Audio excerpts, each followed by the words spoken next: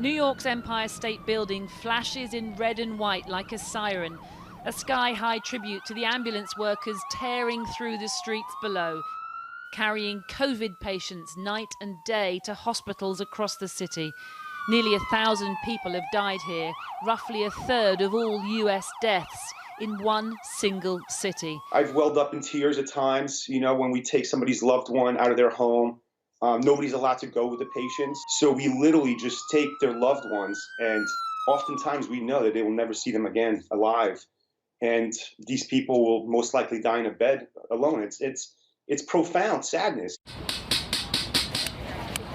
With the hospitals full to capacity, they've pitched an overflow in Central Park, a makeshift medical centre to house another 68 virus patients. In place of joggers and dog walkers, volunteers now hastily assemble shelves and unpack boxes, they hope, full of equipment that will save people's lives.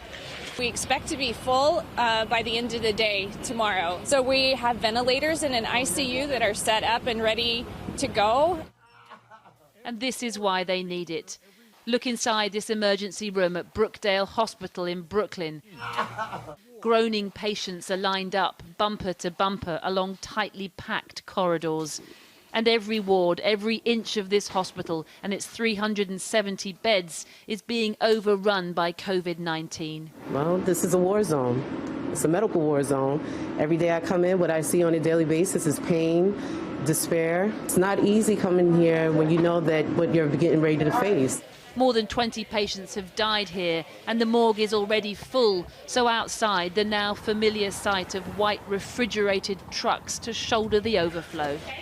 Staff, too, are stressed. From doctors to cleaners, equipment is running out, and they worry for their own safety. We are scared too. We're fighting for your lives, and we're fighting for our own lives. We're trying to keep our head above water and not drown. We need support. We need gowns, we need gloves, we need masks, we need more vents, we need more medical space. That's why they've taken over the pediatric unit, and this is the tiny window that family can look through to see their loved ones alone and in intensive care. Only some of them don't get to leave alive, wheeled away like so many others. The New York governor today begged President Trump to send help now, saying he'd been forced to buy ventilators from China because it was like bidding on eBay to secure enough in his own country. Overwhelmed hospital workers, he says, deserve more. This is ongoing, and the duration itself is debilitating and exhausting and depressing. I'm speaking to healthcare professionals who say, look, more than physically tired, I'm just emotionally tired. Seeing the pain, seeing the death that they're dealing with every day.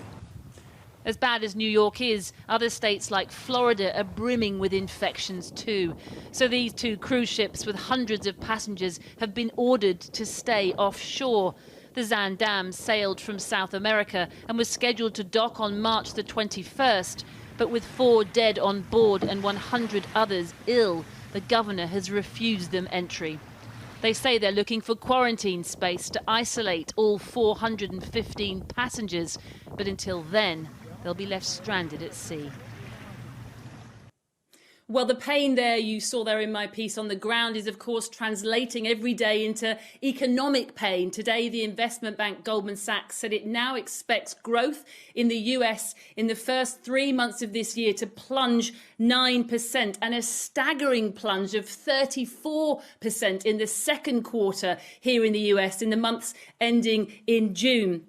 Those are levels not seen since the Great Depression. It does then predict a sharp uptick across the summer months, provided, of course, that we get a handle, we get control of this virus. It also predicts another 5.5 million people. 5.5 million people will claim an insurance benefit in the US this week alone. That's added to the 3.3 million who claimed it last week. So you really get a sense, a picture building of how quickly the US economy is unraveling because of coronavirus. The World Bank also weighed in today saying it saw at least another 11 people being added to the poverty line across East Asia and the Pacific, it said, unless urgent action is taken. Ominously, it also predicts that China could, in fact, post practically no growth at all this year under a worst case scenario, down from about 6%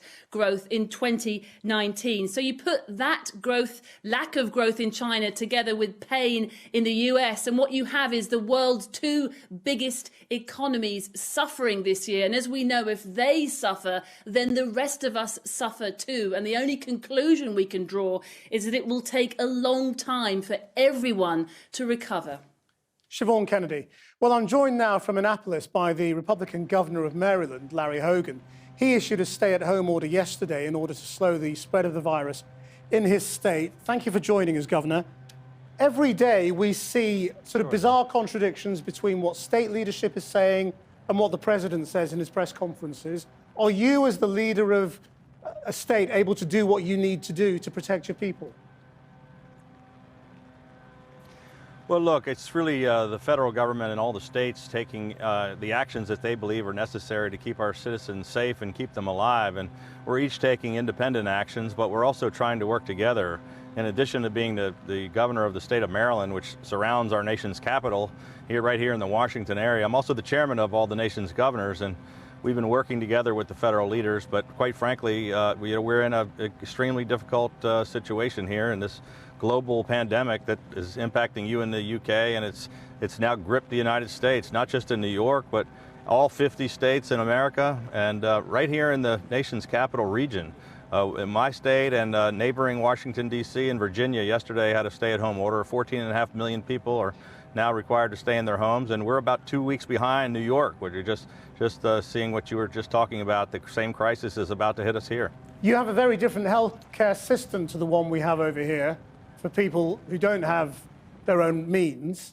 What does it mean for them if they don't have insurance? Well, we're trying to address the needs of every single person that's hit by this, whether they have insurance or not. And the issue right now is not so much whether people have means or whether they have insurance. It's about the capacity of our healthcare system and whether or not we have enough hospital bed capacity and intensive care units and respirators and emergency room and enough personnel. As you see what's happening in New York, it's not so much about whether people have the insurance or the funding. It's about whether we actually have the ability to take care of so many sick people at the same time that are just surging our hospitals. And what do you make of the leadership of Donald Trump through this? Well, look, I think they're making some attempts to catch up, but there's been some mistakes that have been made, and but they have been reaching out to the governors, and governors are taking their own independent actions. But they've taken some steps recently to try to get behind this thing. But there's no question that we're behind the 8 ball, and we've got some important work to get done. And I don't want to point fingers about what hasn't been done or who made which mistakes. But we've got to work together somehow because we're all in this together, not just in America, but around the world. What we're looking at in Britain is the availability of testing, the availability of antibody testing, how we're going to try getting back to normal, all those sorts of things. I mean, do you have the same shortages in the United States when it comes to things like ventilators? The exact same issues, John. So testing is a huge problem. We don't have enough testing. We don't have enough masks or personal protective equipment or ventilators. So the exact same issues that you're faced with in the UK are what we're faced with here. It really is a global issue, and we're all trying to buy these things on the global market. I heard just a moment ago talking about it's like buying on eBay. We have 50 states in America all competing with one another and competing with the federal government and competing with other nations around the world to try to get what is really just a very small supply, not enough of any of these things anywhere in the globe.